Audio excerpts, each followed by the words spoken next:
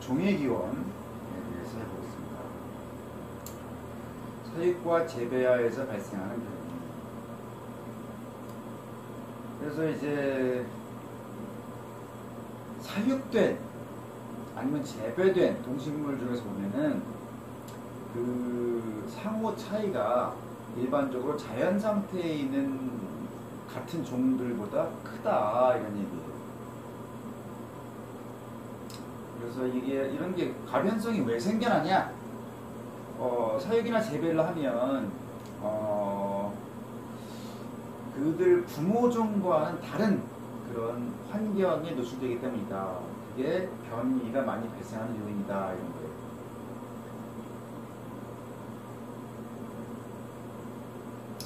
그래서 이제 변이가 발생하려면 새로운 환경에 노출돼야 된다. 그리고 일단 변이가 생기면 오랜 세대 동안 계속된다.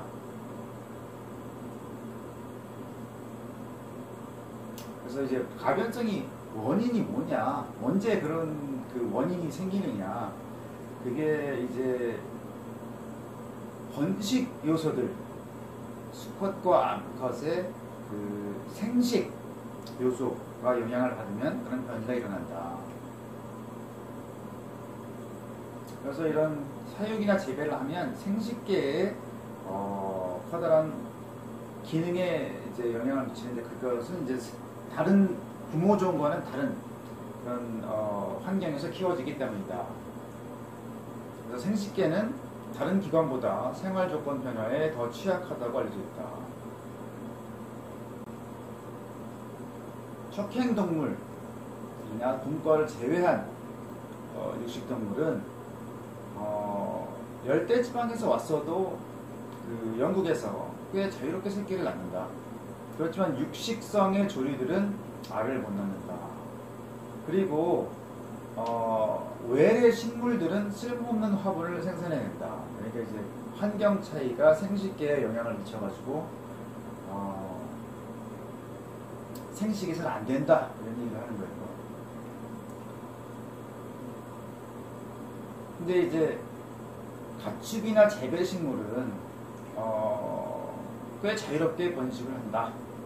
오랫동안 재배해온 그런 그 가축이나 식물이나 아니면 길러온 가축들을 보면 뭐 불임을 초래하는 원인 요거에 의해서 가변성도 생긴다. 생식계에 영향을 미치면 기형은 자연 상태에서는 희귀한데 재배하는 면에서는 그렇지 않다. 근데 이제 같은 과육으로부터 나온 묘목들 아니면 한 배에서 난 새끼들이 서로 상당히 다른 경우가 있다. 개체 차이가 나타난다 이런 얘기죠.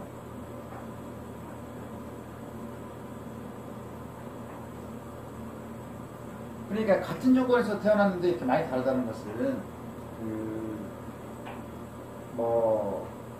번식의 법칙이나 성장의 법칙, 대물림의 법칙 이런 거에 비해서 그 생활 조건 이것이 얼마나 조금밖에 영향을 못 미치는가 이거에 대해서 보여준다 이거예요.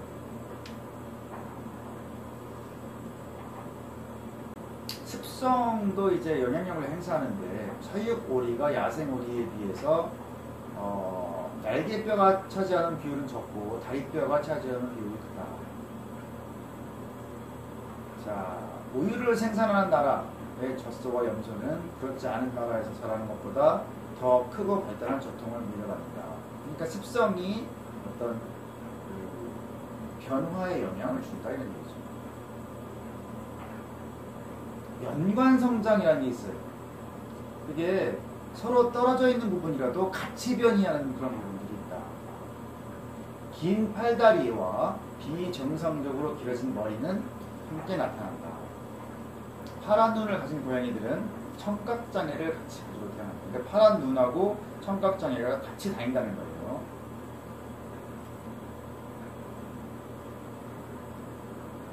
그래서 어떤 형질을 자꾸 늘리려고 하면은 그거와 연관성장하는 그런 요소들도 같이 발달할 것이다. 그리고 이제 어떤 특질이 일생 중 어떤 특정한 시기에 나타나는 그런 것들이 있다. 그래서 소의 뿔 이런 것은 자손한테도 그 형질이 그 성숙했을 때에만 나타난다. 누에고치에서 어떤 특징들이 애벌레나 고치의 시기에만 나타나는 것들이 있다. 유전병 이런 것도 이제 부모가 그 병을 겪은 시기에 자식한테도 나타난다. 그렇죠? 자, 또 박물학자들은 뭐라 그러냐면 우리가 사육했던 변종들이 야생으로 돌아가면 그들이 원래 가지고 있던 형질들을 점차 되찾는다 이런 얘기를 했다는 거예요. 그래서 인도 혹소를 보면 그 습성이나 목소리, 체질 이런 것들이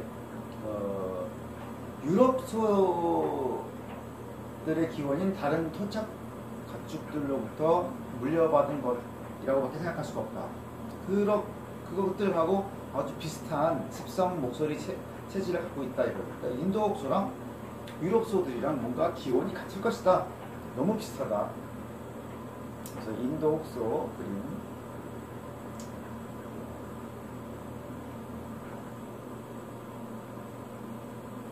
자, 또 가금류의 모든 품종이 야생 인도 가금으로부터 나왔다라고 이제 블라이스 씨가 주장했다는 거예요. 요 인도 가금으로부터 다른 가금류들이 온 것이다. 비슷하다는 얘기겠죠.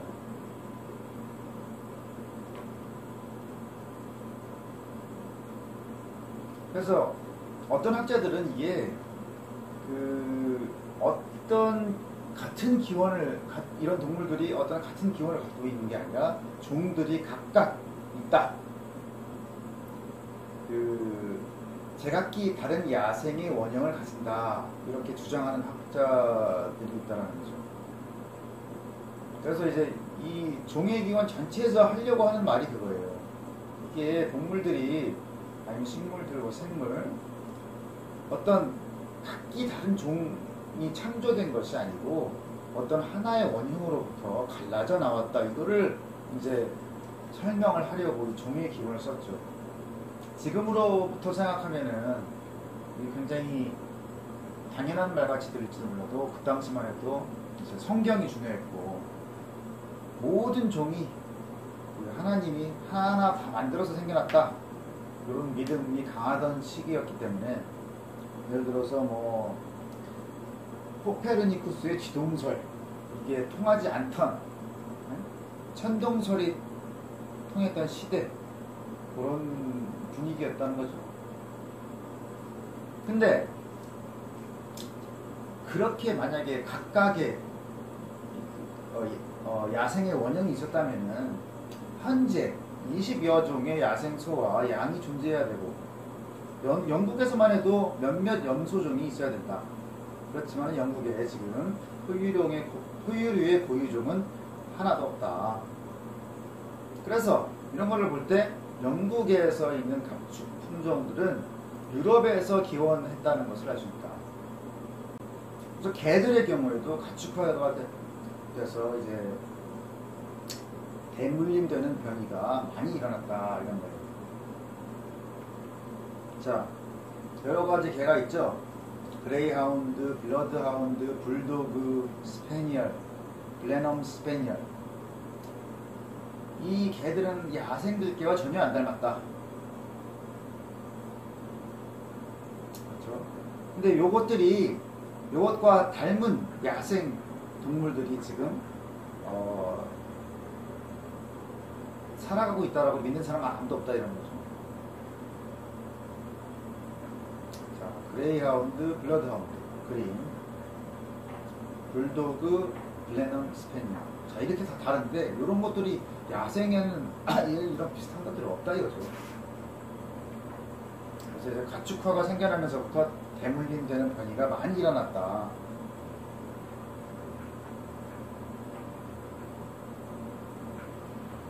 근데 토착종들, 그러니까 원래 있던 종들의 교잡으로부터 모든 품종들이 생겨난 게 아니겠느냐라는 설명이 있긴 한데 교잡을 통해서는 부모종들의 중간 형태만 얻을 수 있을 뿐이다.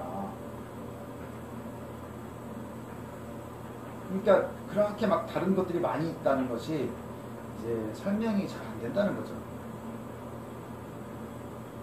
자, 만약에 이런 이론이 말이 되려면은 그레이하운드, 블러드하운드, 불도그 같은 극단적인 형태들이 예전에 야생에서 존재했다라는 게 존재를 했어야 된다는 거죠. 자, 영국의 전령 비둘기하고 단면 공중 제비 비둘기 이걸 비교해 보면은 그들의 부리하고 머리뼈에 놀라운 차이가 있다.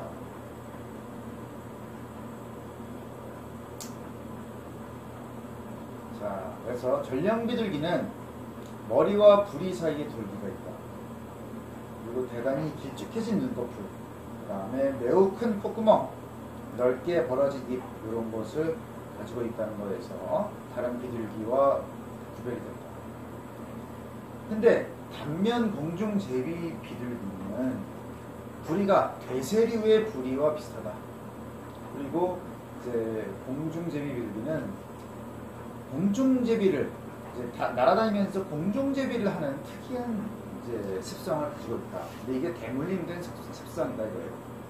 그래서 전령 비둘기하고 이제 단면 공중 제비 비둘기 이렇게 아주 다르다 이런 얘기죠. 그래서 이제 단면 공중 제비 비둘기는 되새류의 부리를 가지고 있다. 그리고 이제 여러 가지 사육된 그 비둘기들을 보면은 특징이 아주 다양하다 이거죠. 아까 처음에 그랬잖아요. 사육된 그 동물들이나 재배된 식물들에서 변이가 많이 일어난다. 그 이유는 구모종이 살았던 그런 자연 환경과 다른 곳에서 오랫동안 길러졌기 때문이다. 그죠? 그래서 이제 다양한 특질들이 대물림이 된다. 특이한 게 많이 나온다는 거죠. 그래서 여기서 보면 런트, 바브 이런 비둘기 종류를 사육 비둘기 종류들에 대해서 말하고 있어요. 파우터, 터비 아주 특이하게 생겼죠. 자코벤, 공작 비둘기 이런 특이한 비둘기들이 있다. 그래서 이런 비둘기들은 얼굴뼈의 발달 얼굴뼈가 길이, 너비, 굴곡 이런 면에서 차이가 많다. 그래서 이제 아래턱뼈의 분기 여기서도 많이 다르고 꽁치뼈, 엉치뼈의 수도 다양하다. 갈비뼈의 수와 상대적인 너비, 돌기의 유무 이런 것들이 많이 다르다는 거예요. 그렇게 많은 차이점들이 있는데 박물학자들이 다 그렇게 생각하듯이 이 품종들이 모두 양비둘기라는 그 구모종에서부터 내려왔다라는 생각을 갖고 있다 이거죠. 이렇게 다양하지만 이것은 양비둘기로부터 온 거다. 요 비둘기로부터 온 거라는 거죠. 우리가 아는 평범한 비둘기죠. 만약에 이런 것들이 이런 품종들이 변종이 아니고 양비둘기로부터 내려온 게 아니라면은 적어도 7, 8쪽의 토착종들로부터 나와야 된다. 그렇지 않으면 이런 다양성이 나올 수가 없다는 거죠. 이 변종이 아니라면.